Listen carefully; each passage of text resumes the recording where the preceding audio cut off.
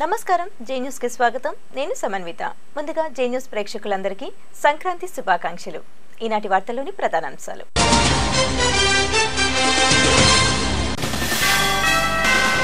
రాష్ట్ర వ్యాప్తంగా సంక్రాంతి పండుగ కోలాహలం ఆనందోత్సాహాలతో జరుపుకుంటున్న ప్రజలు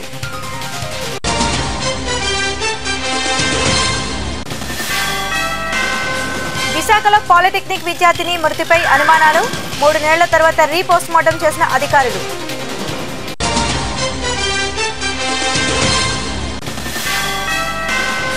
హైకోర్టు తీర్పును సైతం పెడచెవిన పెట్టిన జిల్లా యంత్రాంగాలు అధికారుల తీరుపై మండిపడ్డ మాల మహానాడు అధ్యక్షుడు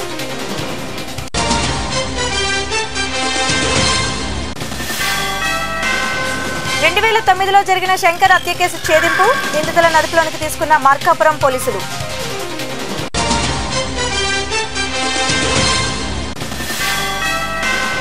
కోడి పందాలపై ప్రకటనలకే పరిమితమైన కోర్టు తీర్పులు జోరుగా పందాలు గుండు ఆటల నిర్వహణ ఇక వివరాల్లోకి వెళితే సంక్రాంతి పండుగ సందర్భంగా భోగి పండుగను తూర్పుగోదావరి జిల్లా వ్యాప్తంగా ఘనంగా జరుపుకున్నారు తెల్లవారుజాము నుండే భారీ ఎత్తున భోగి మంటలను సిద్ధం చేశారు ఈ భోగి మంటల్లో పిల్లలు పెద్దలు భోగి పిడకలు వేసి ఈ భోగి పండుగ అందరికీ ఆయురారోగ్యాల్ని ఐశ్వర్యాల్ని ప్రసాదించాలని భగవంతుని ప్రార్థించారు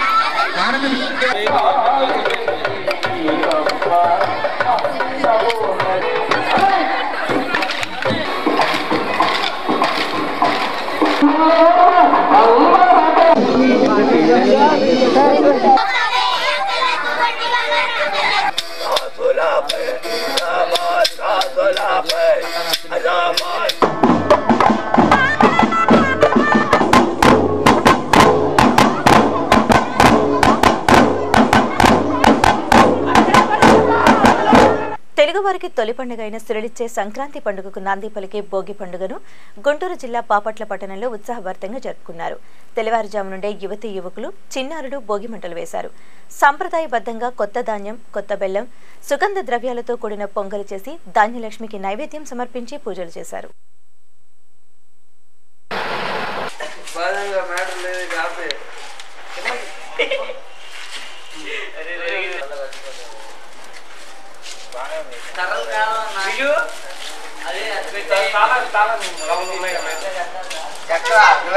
నువ్వే పుల్లా ఉన్నావు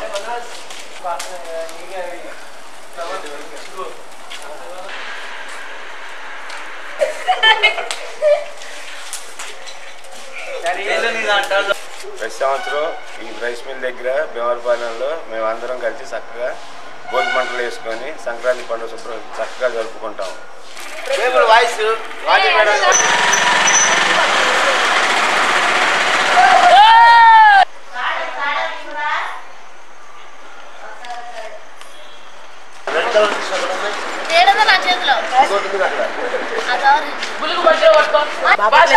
జీబీసీ రోడ్ లో ఫ్యామిలీస్ అంతా కలిసి మార్నింగ్ భోగి మంటలు వేసుకుంటాం ఆ తర్వాత బకెట్లో రంగులతో ముగ్గులు వేసుకుంటాము ఇక ఇంటికి వెళ్ళి కలకలు పోసుకుని పొంగల్ చేసుకుని పండగ సంబరాలు జరుపుకుంటాం.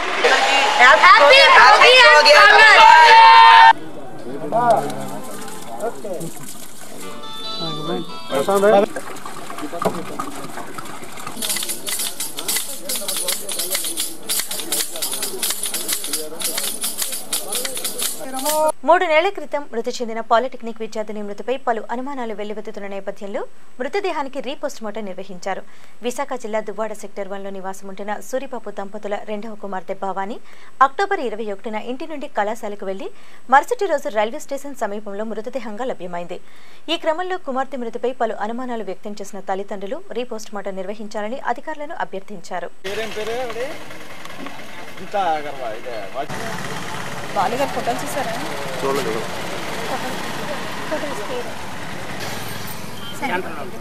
ఇది పెట్టాలండి.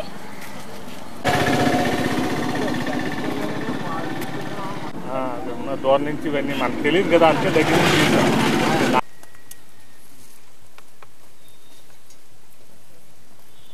కళ్ళు కాయలు కాచేటట్టుగా ఎదురు చూస్తుంది.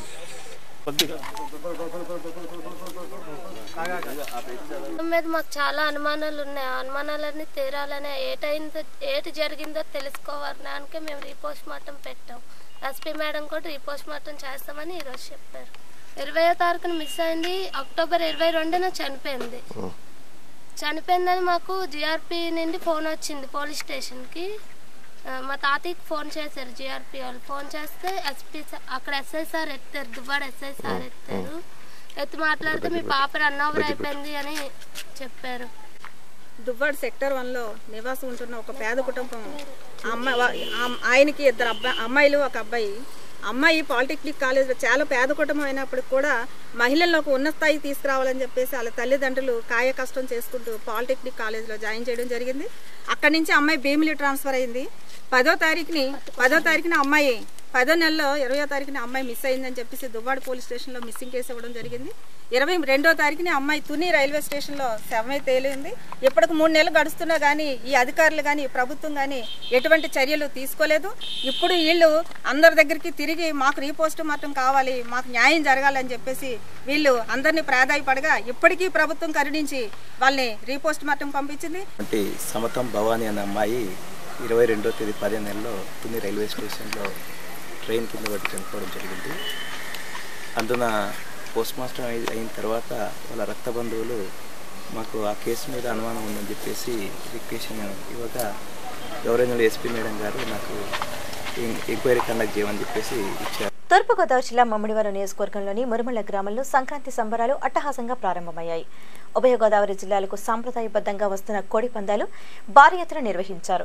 రాజకీయ నాయకుల సారథ్యంలో కోడి పందాలు నిర్వహిస్తూ మీడియాను అనుమతించకుండా తగు చర్యలు తీసుకున్నారు.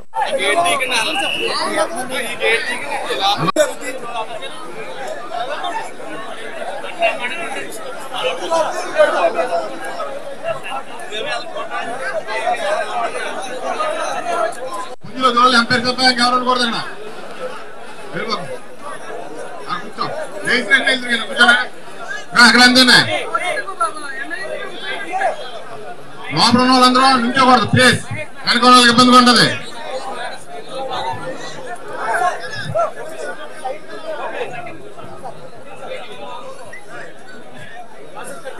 పుంజులు వదిలిపోతున్నారు, ఎక్కడ వాళ్ళు అక్కడ కూర్చోవాలి.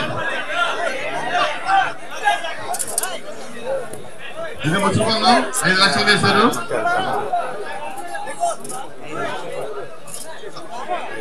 వెనకాల ఎవరు అనుకూడదు.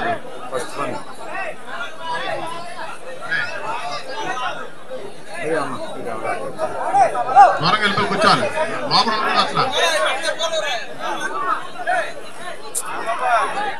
త్వరగా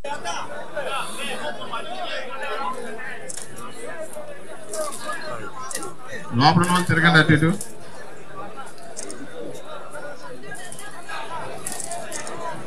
ఇరువైపు ఉన్న వాళ్ళు తిరగాలి అటు ఇటు. ఇరు లోపల తిరగాలి.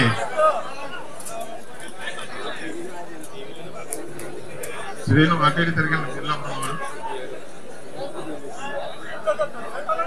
సంక్రాంతి సంబరాలు కృష్ణా జిల్లా విజయవాడలో అంబరాన్నంటాయి. తెల్లవారుజాము నుంచే ప్రజలు రోడ్లపైకి వచ్చి భోగి మంటలు వేస్తూ ఆ మంటల చుట్టూ తిరుగుతూ ఆటలాడుతూ పాటలు పాడుతూ ఆనందించారు. చిన్నారుల నుండి వృద్ధుల వరకు అందరూ భోగి మంటల వెచ్చదనంలో చలిని పారద్రోలి హాయిగా గడిపారు.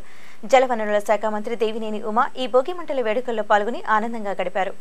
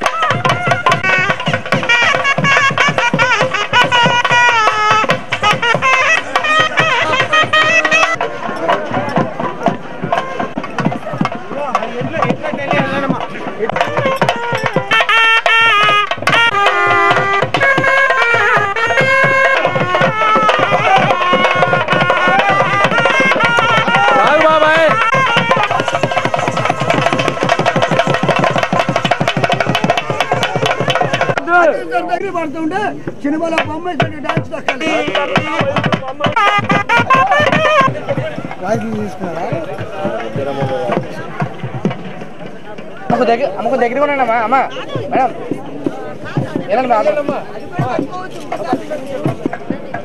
మనకి ఇదొక సాంప్రదాయ పండుగ.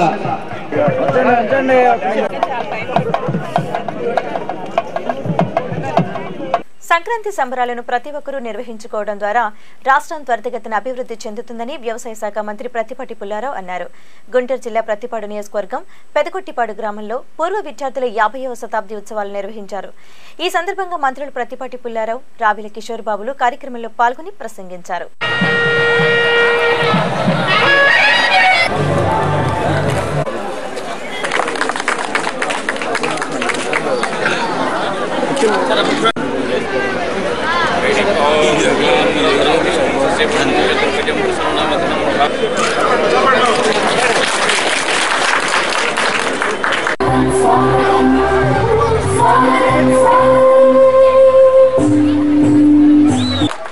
వారి జీవన మార్గాన్ని నిర్దేశించవలసి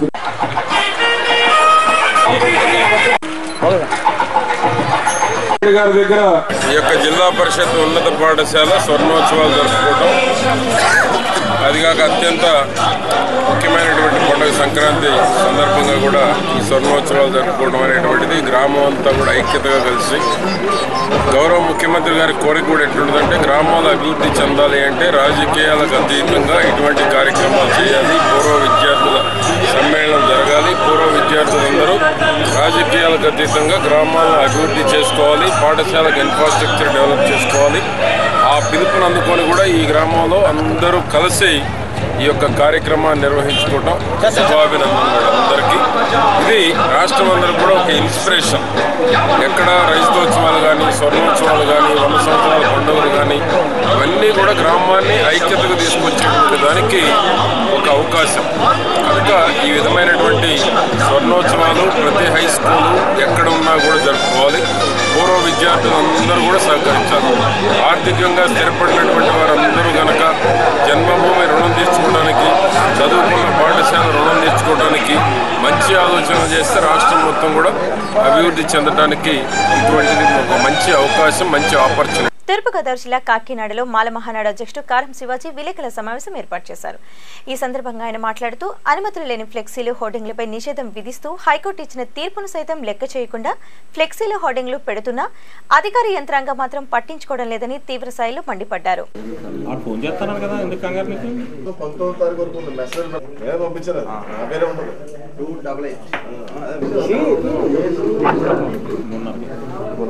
హోర్డింగ్స్, ఫ్లెక్సీల కల్చర్ భారీ దారుణంగా పెరిగిపోయింది. హైకోర్టు ఆర్డర్ ఇచ్చినా గానీ అనుమతి లేని ఫ్లెక్సీలను, హోర్డింగ్లను తొలగించాలని చెప్పి హైకోర్టు ఆర్డర్ ఇచ్చినా గానీ లెక్క చేయకుండా జిల్లా కలెక్టర్లు, ఎస్పీలు నిద్రపోతున్నారు. విచ్చలవిడిగా ప్రతి గ్రామం నుండి ప్రతి పట్టణంలో కూడా ఫ్లెక్సీలు, హోర్డింగ్లు పెట్టారు ఈరోజు. దీనివల్ల కుల వర్గ వైషమ్యాలు పెరుగుతున్నాయి. అనేక గొడవలకి, అనేక ఘర్షణలకి ఈ ఫ్లెక్సీ సంస్కృతి కారణమవుతుంది. హైకోర్టు ధర్మాసనం చాలా సీరియస్గా చెప్పింది ప్రభుత్వానికి, ఎటువంటి పరిస్థితుల్లో కూడా ఫ్లెక్సీలను హోర్డింగ్లను అనుమతించొద్దని చెప్పేసి రాష్ట్ర ప్రభుత్వాన్ని మొట్టికాయలేసినా కానీ జిల్లా కలెక్టర్లు ఎస్పీలు నిద్రపోతున్నారు. నేను తక్షణమే జిల్లా కలెక్టర్లు ఎస్పీల మీద చర్యలు తీసుకోవాలని హైకోర్టులో కూడా కేసు వేయబోతున్నాను. మరి ముఖ్యంగా రాష్ట్ర ప్రభుత్వం ఏదైతే మాల మహానాడు మొట్టమొదటి నుంచి డిమాండ్ చేస్తున్నటువంటి డబుల్ బెడ్రూమ్ పథకానికి ఆమోదం తెలిపి ముఖ్యమంత్రి గారు అంగీకరించినందుకు ధన్యవాదాలు. హోదాపై కేంద్ర ప్రభుత్వం రాష్ట్ర ప్రభుత్వం దోబుచ్చులాడుతున్నాయి. ప్రకాశం జిల్లాలో సంక్రాంతి పండుగ సందర్భంగా సంబరాలు అంబరాన్నంటాయి. ఈ సందర్భంగా ఏర్పాటు చేసిన భోగి సంబరాల కార్యక్రమంలో రవాణా శాఖ మంత్రి సిద్ధా రాఘవరావు పాల్గొన్నారు.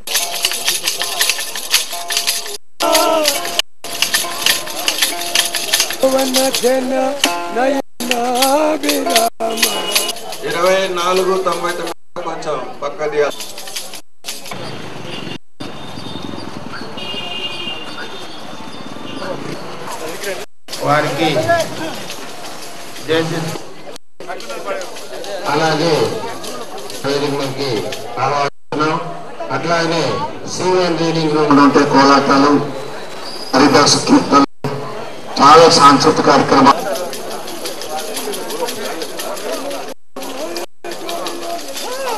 నా చేపట్టుకుంటా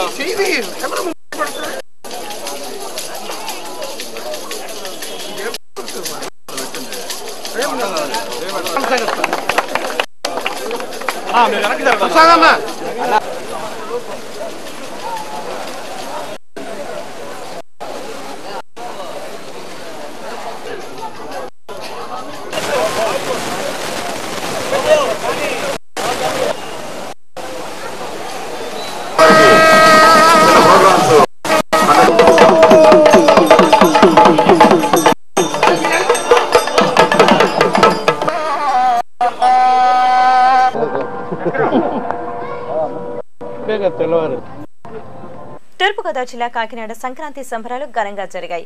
ఈ కార్యక్రమానికి హోంమంత్రి చినరాజప్ప, కాకినాడ సిటీ ఎమ్మెల్యే కొండబాబు, జిల్లా కలెక్టర్ అరుణ్ కుమార్, జిల్లా పరిషత్ చైర్మన్ నామన రాంబాబు, వివిధ శాఖల అధికారులు పాల్గొన్నారు. ఈ సందర్భంగా ఏర్పాటు చేసిన వివిధ కార్యక్రమాలు విశేషంగా ఆకట్టుకున్నాయి.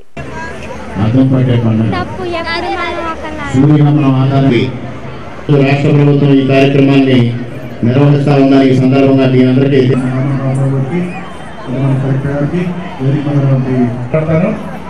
మన ముఖ్య అతిథులు వేరే కార్యక్రమం ఉన్నాయి కాబట్టి కార్యక్రమాలన్నీ కూడా చూస్తారు. అంతవరకు భోగినాడు వేయడం జరుగుతుంది. ఇప్పుడు ఈ భోగిపల్ల కార్యక్రమాన్ని గౌరవనీయులు ఉప ముఖ్యమంత్రి గారు, వేదిక ఎదురుగుండా ఉన్న కుర్చీల మీద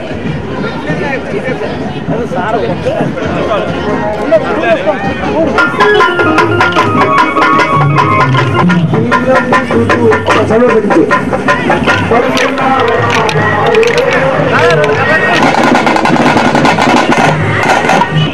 చాలా థ్యాంక్ యూ సో మచ్. మరి జానపద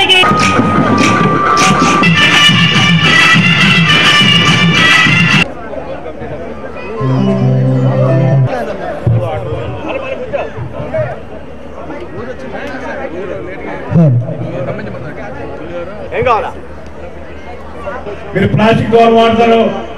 జిల్లాల్లో కూడా జరగని విధంగా మన జిల్లాలో మరి సంక్రాంతి పండుగ అనేది అదేవిధంగా అమరావతి నిర్మాణానికి మీరు కూడా చూస్తున్నారు, పైనుంచి చూస్తున్నాం, బాగుంది ప్లాన్. అదే ముఖ్యమంత్రి గారు ఎదురు చూస్తున్నారు, మీరు తొందరగా కానివ్వండి, మీకు మంచి పేరు వస్తుంది. ముఖ్యమంత్రిగా పేరున్న ముఖ్యమంత్రి మా నాన్న చంద్రబాబు నాయుడు గారు. మరి ఈ రోజు మరి ఎంతో మంది వచ్చారు కాదు, అందుకనే మేము మాట్లాడటం కాదు, మీరందరూ కూడా ఇక్కడ సంతోషంగా ఉండాలి, మ్యూజికల్ చైర్స్ ఆడాలి, డ్యాన్సులు చేయాలి, ఇవన్నీ ఉన్నారు. అదే మేము ఎక్కువ కూడా మాట్లాడకుండా మీరందరూ వచ్చినందుకు మీ అందరూ కూడా అభినందన తెలుసుకు, పిల్లలందరూ చాలా మంది వచ్చారు, మీ ఎంజాయ్ చేయండి మీరు అందరూ చెప్పి తెలియజేసుకుంటూ మరి అలాంటి పండుగని ప్రభుత్వ పరంగా మరి చంద్రబాబు నాయుడు గారు గుర్తుపెట్టుకుని ప్రతి సంవత్సరం కూడా చేయాలని చెప్పి ఈరోజు చేయడం జరుగుతుందని చెప్పి ఇలా కూచిపూడి నాట్యం దాన్ని కూడా పెద్ద ఎత్తున ప్రమోట్ చేస్తున్నాం. మనం మొదటగా ఒక గణపతి గురించి మొదటగా డ్యాన్స్ జరిగింది, ఈ కూచిపూడిని కూడా పెద్ద ఎత్తున చేయాలని చెప్పి కార్పొరేషన్ ఏర్పాటు చేసి దీన్ని కూడా కూచిపూడిని కూడా ప్రమోట్ చేయడం జరిగిందని చెప్పి అందరూ కూడా తెలియజేసుకుంటూ హత్య చేయించింది భార్యే, కానీ తనకేమీ తెలియనట్లు నటించి పోలీస్ అధికారుల నుండి పారితోషికం కూడా పొందింది. అక్రమ సంబంధం పెట్టుకున్నవాడే నిజం చెప్పడంతో చివరకు కటకటాల పాలైంది. 2009వ సంవత్సరంలో జరిగిన సిఆర్పీఎఫ్ కానిస్టేబుల్ శంకర్ హత్య కేసులో భార్యతో సహా 4 నిందితులను ప్రకాశం జిల్లా మార్కాపురం పోలీసులు అరెస్ట్ చేశారు. 2009వ సంవత్సరంలో శంకర్ను ఆటోలో తీసుకువెళ్లి హత్య చేసి మృతదేహాన్ని రైలు పట్టాలపై పడవేయడంతో ఈ కేసు ఛేదించడం ఆలస్యమైందని పోలీసులు తెలిపారు.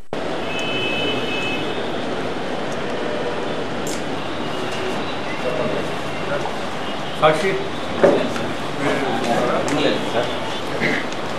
2009 ఆగస్టు నెలలో ఒక మార్కాపురం అవుట్స్కట్స్లో ట్రాక్ పైన ఒక అన్ఐడెంటిఫైడ్ డెడ్ బాడీ ఐడెంటిఫై చేయడం జరిగింది. దాన్ని 174 కింద రైల్వే పోలీసు కేసు నమోదు చేసి ఇన్వెస్టిగేషన్ చేశారు. దాని తర్వాత 8 క్లూలు లేవని చెప్పేసి ఆ కేసును రిఫర్ చేయడం జరిగింది. శంకర్ అని ఒక సిఆర్పిఎఫ్ కానిస్టేబుల్, వాళ్ళ వైఫ్ సుభాషిణి, ఆమెకు పఠాన్ సుబాని అనే ఒక అతనితో ఇల్లీగల్ కాంటాక్ట్స్ ఉంది. భర్తకు తెలిసి భర్తను అడ్డు తొలగించుకోవాలనే క్రమంలో హత్య చేయించారనమాట. ఈ హత్యలో వీళ్ళిద్దరితో పాటు ఇంకో 3 వీళ్ళు హెల్ప్ చేశారు.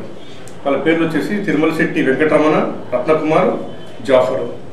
ఈ 5 మంది కలిసి శంకర్ అనే సిఆర్పిఎఫ్ కానిస్టేబుల్ తలపైన కొట్టి ఆటోలు తీసుకెళ్లి ట్రాక్ పైన పడుకోబెట్టి అతను చావు కారణమయ్యారు.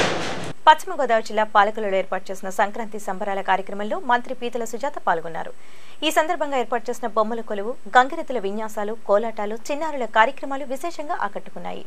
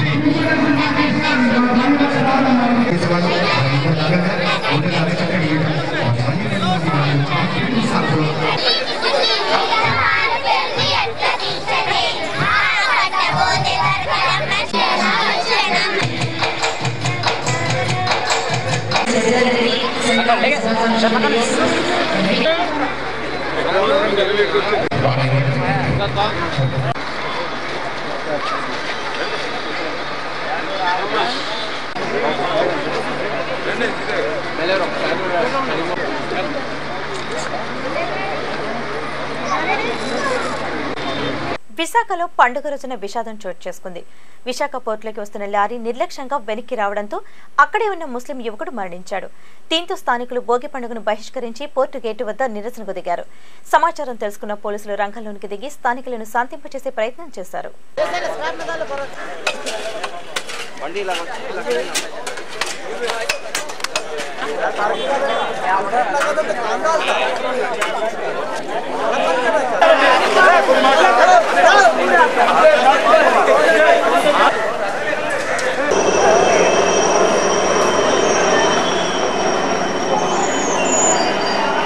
నిన్న రాత్రి ఏదైతే అక్బర్ అనే కుర్రోడు, మన ముస్లిం కుర్రోడు ఇక్కడ వర్క్ చేసుకొని వస్తున్నాడు, అప్పుడు ట్రైలర్ వాడి మీద ఎక్కించడం జరిగింది. ఆ డ్రైవర్ని కూడా కనీసం పోలీసులు ఇప్పటిదాకా అదుపులో తీసుకోలేదు. పోలీసులు ఏదంటే అమానుషంగా వచ్చి మా ముస్లిం యూత్ అలాగే కోటవీధి ప్రాంతాల్లో ఉన్న హిందూ సోదరులు అందరూ కూడా తిరుగుబడితే ఇక్కడి నుంచి బాడీ తీసుకెళ్ళకూడదని చెప్తే అమానుషంగా లాఠీ చార్జ్ చేసి బలవంతంగా ఆ బాడీని తీసుకెళ్లారు. సో ఎవరైతే పోలీస్ అధికారి ఎవరైతే దీంట్లో ఉన్నారో వాళ్ళకి తక్షణమే సస్పెండ్ చేసి ఎవరైతే మైనారిటీల మీద ముస్లిం మైనారిటీల మీద చాలా కింద చూపు చూస్తున్నారు. ఎవడు ఏం పీక్తాడులే, అదే ఆయన ఏదో వేరే బ్యాక్వర్డ్ కమ్యూనిటీ అయితే ఇలా జరిగేది కాదు. కేవలం ఒక ముస్లిం వ్యక్తి కాబట్టి ఆయన్ని ఏది ఎవరికి అధికారం లేకుండా కూడా తీసుకెళ్లి బాడీని తీసుకెళ్లి కేజీలో పడేశారు. మాకు అభివృద్ధి వద్దు, మాకు మెయిన్ కావాల్సింది ఏంటంటే మా ప్రాణాలు మాకు కావాలి. ఎవరైతే ఇప్పుడు ఆ అబ్బాయికి కూడా న్యాయం జరగాలి. సంక్రాంతి పండుగ అనగానే గుర్తొచ్చేది కోడిపందాలే. కానీ హైకోర్టు ఉత్తర్వులు, పోలీసుల ప్రకటనల మధ్య ఈసారి ఏం జరుగుతుందో అని అందరూ ఉత్కంఠగా ఎదురుచూశారు.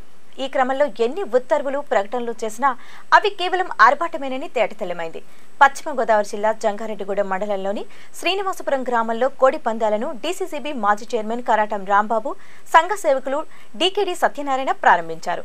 కోడి పందాల స్థావరాల్లో గుండాటలు సైతం నిర్వహిస్తుండడం గమనార్హం.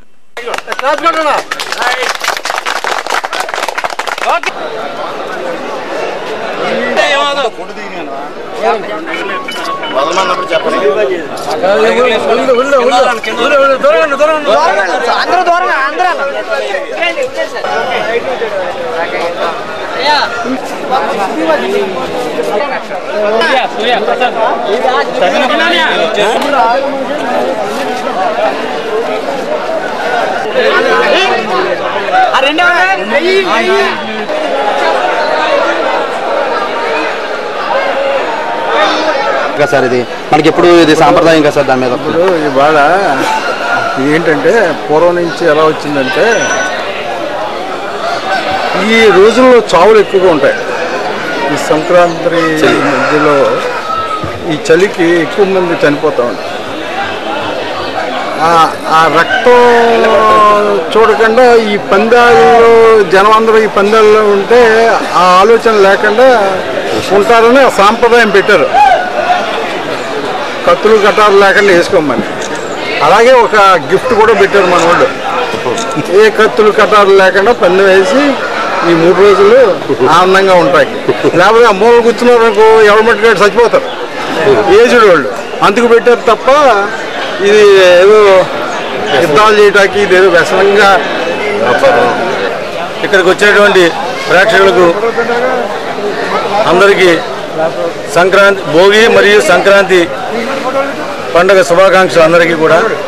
అలాగే ఈ కోడి పందాలు అనేవి ఒక సాంప్రదాయబద్ధంగా వచ్చినాయి కాబట్టి ఇది సాంప్రదాయబద్ధంగానే మనం చేసుకునే క్రీడ కాబట్టి మీరు అందరూ కూడా దయించి బెట్టింగ్లు అవన్నీ కాకుండా మామూలుగా జోదంగా వ్యవహరించకుండా ఈ పండుగని, ఈ కోడి పందాలని సాంప్రదాయబద్ధంగా చేసుకోవాలని చెప్పి ఇక్కడ వచ్చిన వాళ్ళందరికీ కూడా నేను మనసారా కోరుకుంటూ వాళ్ళందరూ జాగ్రత్తగా ఉండాలని చెప్పేసి నేను కోరుకుంటున్నాను. బులెటిన్ ముగించే ముందు ప్రధానాంశాలు మరోసారి.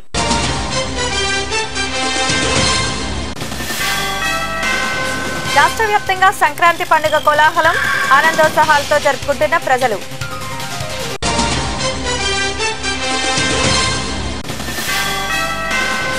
విశాఖలో పాలిటెక్నిక్ విద్యార్థిని మృతిపై అనుమానాలు, 3 నెలల తర్వాత రీపోస్ట్ మార్టం చేసిన అధికారులు.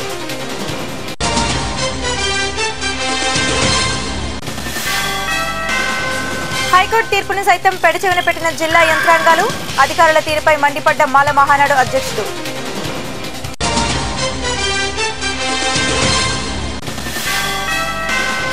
రెండు 2009లో జరిగిన శంకర్ హత్య కేసు ఛేదింపు, నిందితులను అదుపులోనికి తీసుకున్న మార్కాపురం పోలీసులు.